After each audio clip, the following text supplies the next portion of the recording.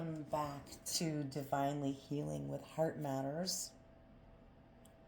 Thank you so much for being here. If you were drawn in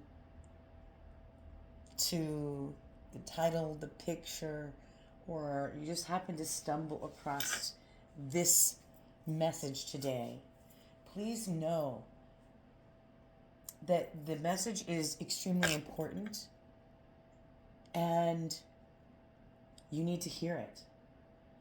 There's action to be taken with this message, and that will depend on you, who you are, and what your role is on the earth now at this time.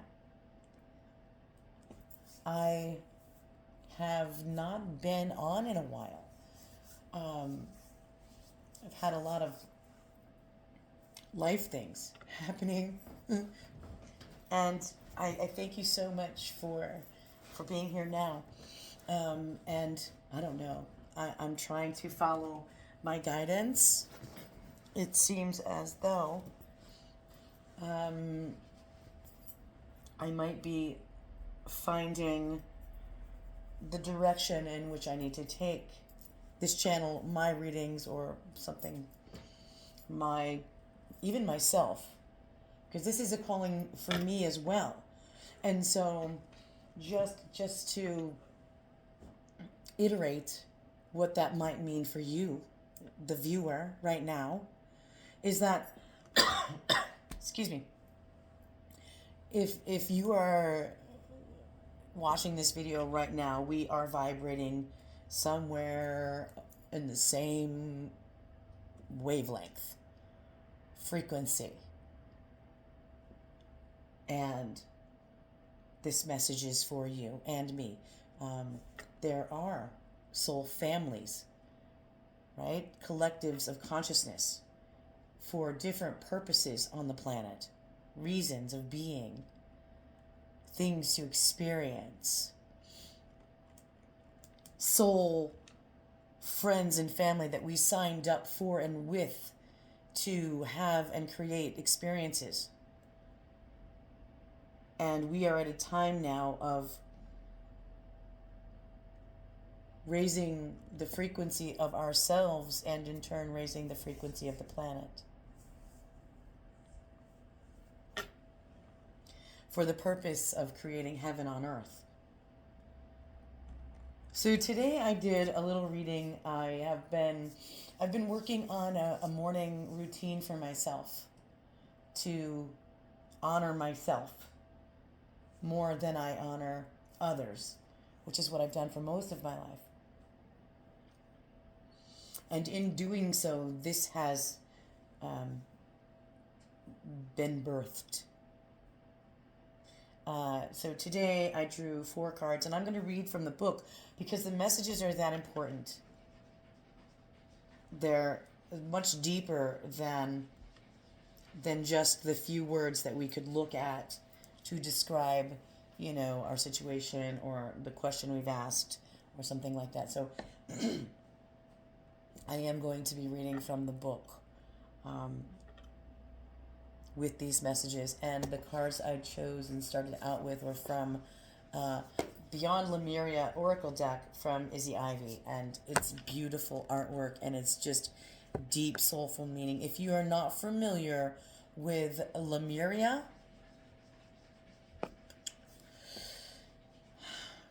please do some research and find out what it means for you. Okay, that's a whole another video. And if you're interested in me creating a video regarding Lemuria, comment in the comment section below. And while we're on the topic of that, please like, share, and subscribe. Help me to grow this channel. The messages are important. If you have people that you vibe with or that you think might benefit from this message, or you've heard them talk about certain things that you hear in this message, and you're like, oh gosh, that sounds like so-and-so, send it to them, please. It's not up to you to make them watch it. It's called planting seeds and just throwing them in the wind, and the universe will take care of the rest. So thank you so much again for being here. Let's get started. The first card that I received, and then, so as I'm setting up the area to do this, I'm like, okay, how am I going to do it? What am I going to do? How will this work best? So I have this rock, and I usually keep a picture of a small card of Jesus on this.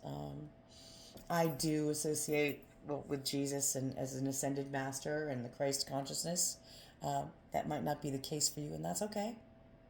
We're not judging, and we're not saying it has to be one way or the other. So anyway, hope is also the main focus, the underlying thing here. Hope. There's hope. There's hope in everything. There's hope for the planet, for the world, for the consciousness, for our endeavor to create heaven on earth. Again, excuse me. All right, here we go. The first card out is number 14, Earth, and nurture nature is what it says. And I'm hoping that you get a great glimpse of the art in this card and the full meaning or potential meaning of it. And I'm going to begin reading Earth as soon as I move the feather. I've got feathers marking my pages for these cards because I started this reading and that was the message that came out for me in doing the reading for myself and the collective as a what can I do, and this is how it is anyway. Okay, we're getting started. And it's quite a bit, but I don't want to short you on any of the message. So this particular deck focuses on elements, winds of change, direction, and each card or section of cards has different elements to it, where this one has a theme. So if you get this card in a reading, there is also a theme to be considered as you're getting the message. So we will get started. Looking after the planet, the ebb and flow of life, the loving embrace of Mother Nature, the natural beauty of death and decay, the microcosm, time in nature, ancestors, growth through weathering storms, nurturing self and heart so you may flourish. I remember I've been working on myself and nurturing myself and honoring myself in this lifetime and honoring the ancestors that came before us and the work that they did to get us to the evolution area that we are in right now, to get us to this place in life, in history, where we are right now. We must honor the ancestors and the process that we go through, life and death and everything in between. There are some great messages here, so I'm going to try not to make this too long. Turn on the light. No one can hold us the way nature can. Mama Nature is a powerful healer and transmuter of dense energies we may be holding on to. Just as she takes in our out-breath and returns our bones to fertile soil, so too can she transform our woes if we can allow ourselves to surrender. And the 4 additional cards that came out, they just plopped out as I was gathering the 4 cards for the reading. One of them was surrender. If you can grab that. And I'm not going to read these, but I do want to show them to you for activation purposes. Beautiful. Surrender.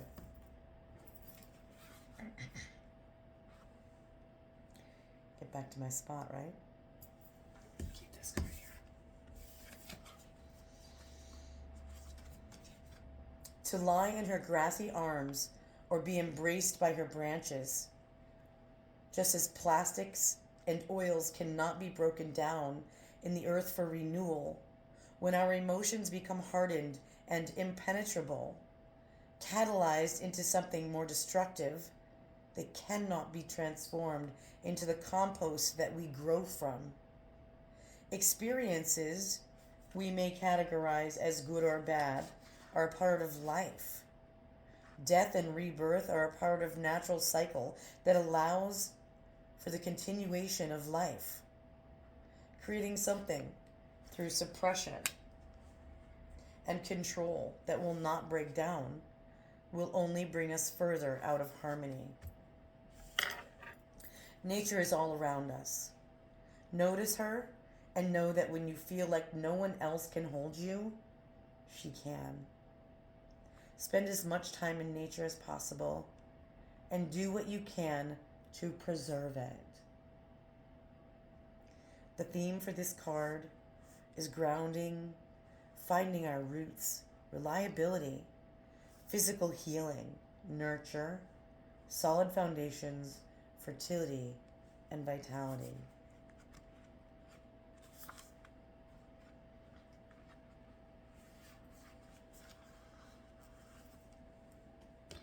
The next card up is Full Spectrum, number 26.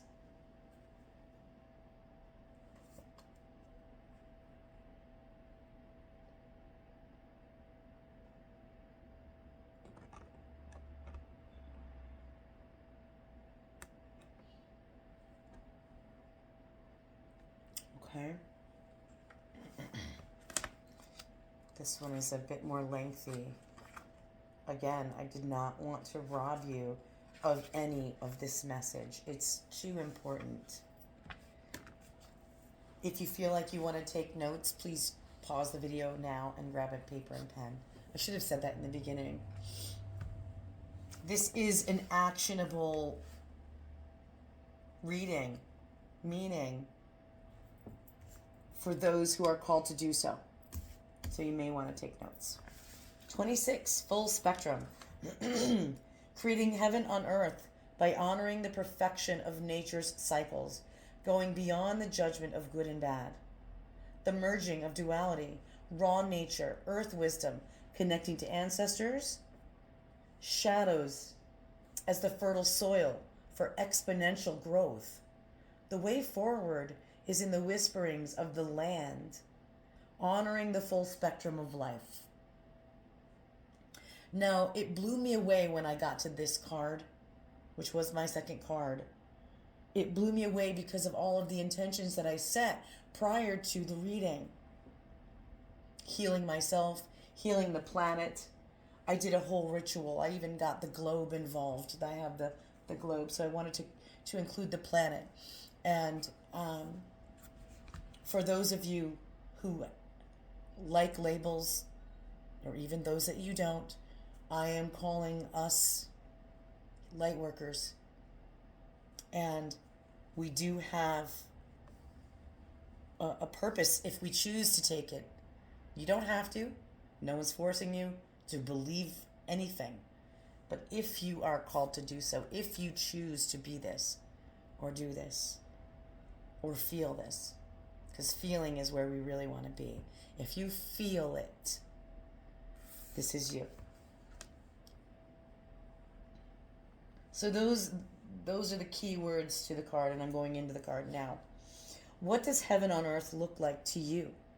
Do you imagine lush green nature, ancient forests, pristine beaches, crystalline water systems, and all the planet's residents in full health, living in harmony with each other?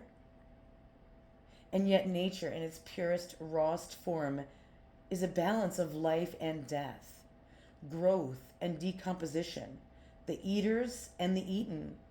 In one way or another, this is the natural flux of life. We already live in Eden, but our efforts to own and segregate bring us further away from this paradigm. Power trips, the need for imagined security, fear or avoidance of the shadow, keep us out of our freedom. The need to preserve and hold on tightly only stunts our growth and leaves us drowning in a sea of plastic. The real disease on earth, the barrier to Eden, is in our minds. Life happens, but it is our perception of good and bad and our black and white judgments that prevent us from seeing the grander truth. When duality becomes one, we will find Shambhala before us. Perhaps we can find inspiration from nature and the animal kingdom. Does the tiny frog spend its day anxious over its vulnerable future? What happens when we realize fertile compost greets us when we allow ourselves to transmute our pain? When we honor all that came before, our roots are nourished and we grow with more vitality, vibrancy, and life force. We can anchor more light for the collective and in turn seed new growth. What happens when we realize the keys to our future are in the wisdom of the earth and the dreamings of the indigenous? That the answers are in the geometry of the macro and microcosm, the nurturing embrace of oneness in Mama Nature's arms. What happens when we find peace within the full spectrum of life? Even the notion of separation, this dis-ease, we can be symbolized as no more than a blackened leaf on a healthy tree. I want to read that sentence again. I kind of misspoke the meaning of it. Let me read that sentence again. Even the notion of separation, this disease, can be symbolized as no more than a blackened leaf on a healthy tree. The ebb and flow of our evolution and devolution is a temporary blip in the universe. The message is to be what we can, to ground heaven on earth, but not out of fear. We often try to avoid or run from negative situations, but when fear steers our decisions and actions, far more devastation can result. When we choose to let our hearts lead us away from stories and outdated patterns, our challenges become fertile compost that feeds our ascending tendrils as they reach to the heavens and ground its light back to earth. The divinatory meaning for this card is step out of the black and white mentality of judgment. Go beyond the concepts of good and bad. This card invites you to honor the full spectrum of life and find a new way of perceiving your situation. When we judge something, we create a story around it. These stories can often create limitation. Subconsciously, we gather so many of these stories over a lifetime. To heal our disease and crystallize the new way, we need to create a space of no story where miraculous healing can happen. This space empowers us to be all we are and allow us to know our truth. Embrace the full spectrum of creation in all her colors and the raw, muddy, earthbound shadow parts of a situation to determine whether they are actually bad or if stories you have held on to are limiting your perspective. Wow. It's a lot too. And the next card to fly out was the vulnerability card. This is not what I'm reading. These were the extras that popped out as well. It is the year of the dragon. And I'm just saying, how magnificent. I am so blessed and grateful for this reading today, for the opportunity to share it with you. I am feeling it deeply, and I hope you are as well. The next card up is number 14, Earth. No, I'm so sorry. That was the first card out. My bad. I went backwards. The next card up is transformation. Number 53. Yeah. Transformation. I mean, they all fell out in proper, and I say proper only because it just went with a flow, a particular flow of information. Excuse me while I take a sip. There goes the coaster. Thank you.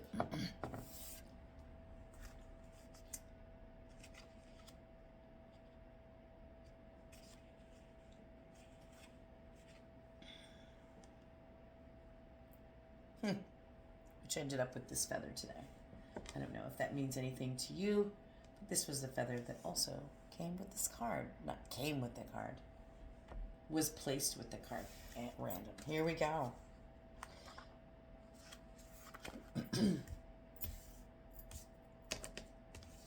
This goes there. I just want to put the cards back in the right order.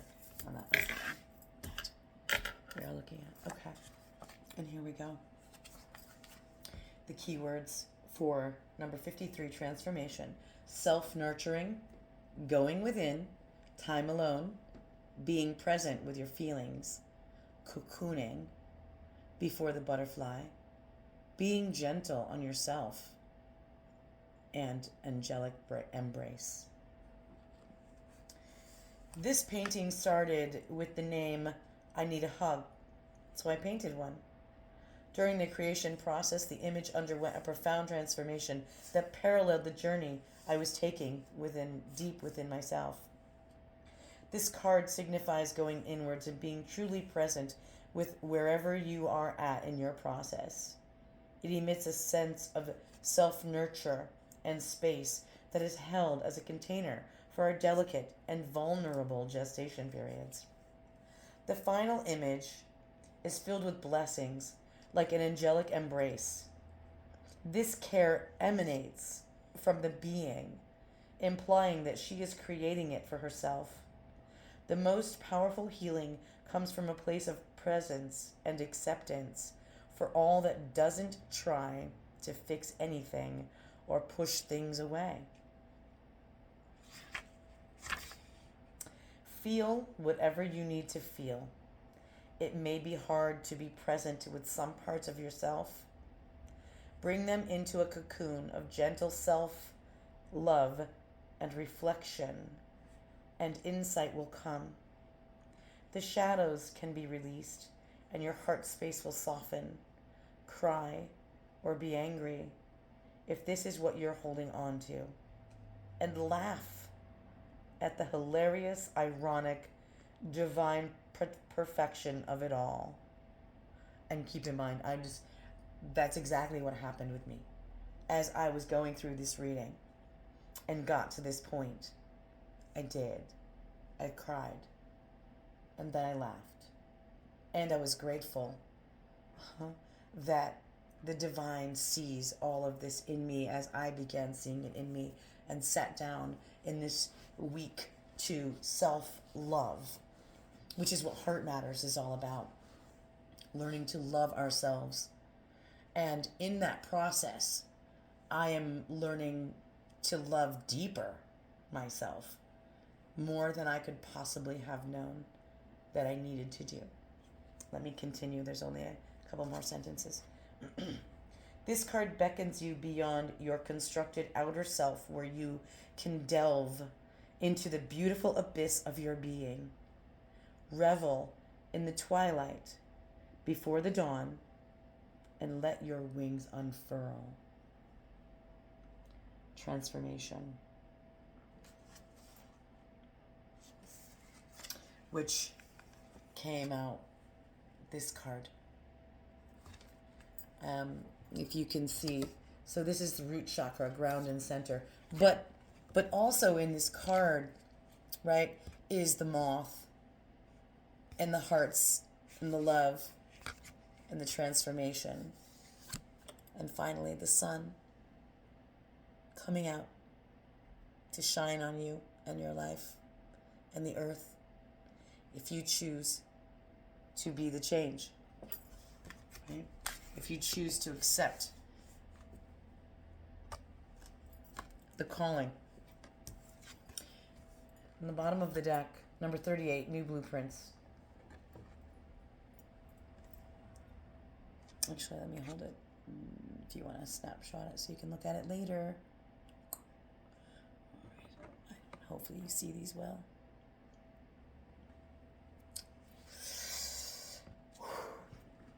Craziness. Let me get to it. For some reason I didn't mark this one. It's not enough feathers apparently.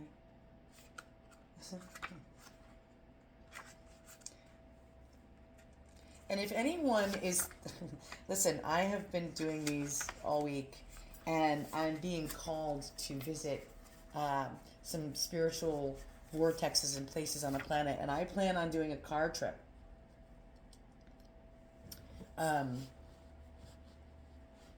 More details on that later, but